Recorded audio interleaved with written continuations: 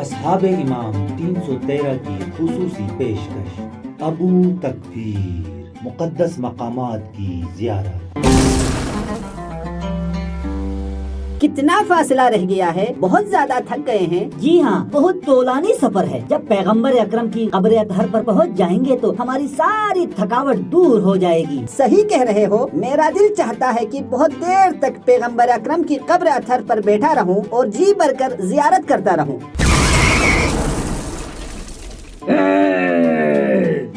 اے کافرو، کہاں جا رہے ہو؟ رسول خدا کی قبر اطہر کی زیارت کے لیے جا رہے ہیں۔ تمہارا یہ کام بدعت ہے۔ پیغمبر اکرم نے فرمایا ہے کہ فقط مسجد الحرام، مسجد نبوی اور مسجد اقصی کی زیارت کے لیے سفر کر سکتے ہو۔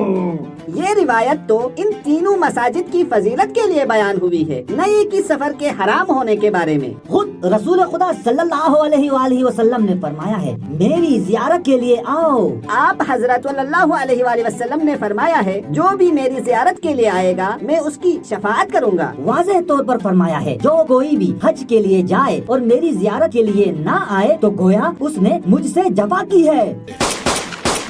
اے کافرو، پیغمبر اکرم کی قبر کی زیارت تو مستحب ہے، لیکن ان کی زیارت کے لیے سفر کرنا بدعت اور حرام ہے۔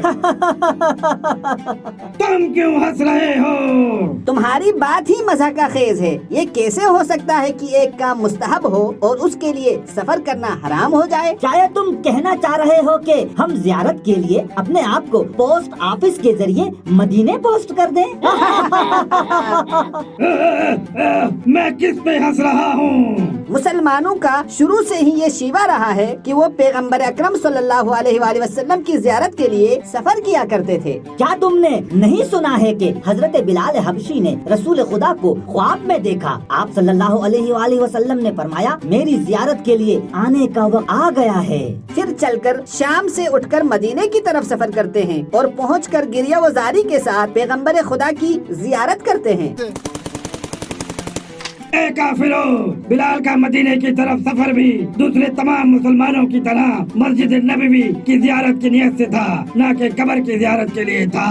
عجب! خود بلال فرما رہے ہیں کہ پیغمبر نے مجھے اپنی زیارت کے لیے سفر کرنے کو کہا ہے، اور تم اپنی طرف سے کہہ رہے ہو کہ مسجد کی نیت سے سفر تھا۔ اگر اس وقت مسلمان فقط مسجد کی نیت سے سفر کیا کرتے تھے تو کیوں مسجد اقصی کی نیت سے سفر نہیں کیا کرتے تھے؟ اچھا، اگر تمہارے بقول دوسرے سارے سفر حرام ہیں تو کاروباری، تجاری اور صلہ رحمی کے لیے کیے جانے والے سفروں کا کیا ہوگا؟ کیا خود قرآن میں نہیں کہا گیا ہے زمین کی سیر کرو اور مشاہدات کرو اور عبرت حاصل کرو، اور تم کہتے ہو کہ سفر کرنا بدعت ہے؟ تم خود کس طرح سے یہاں تک پہنچے ہو؟ کس نیت سے یہاں آئے ہو؟ کہیں ایسا تو نہیں ہے کہ اچانک سے غائب ہو کر یہاں ظاہر ہو گئے ہو؟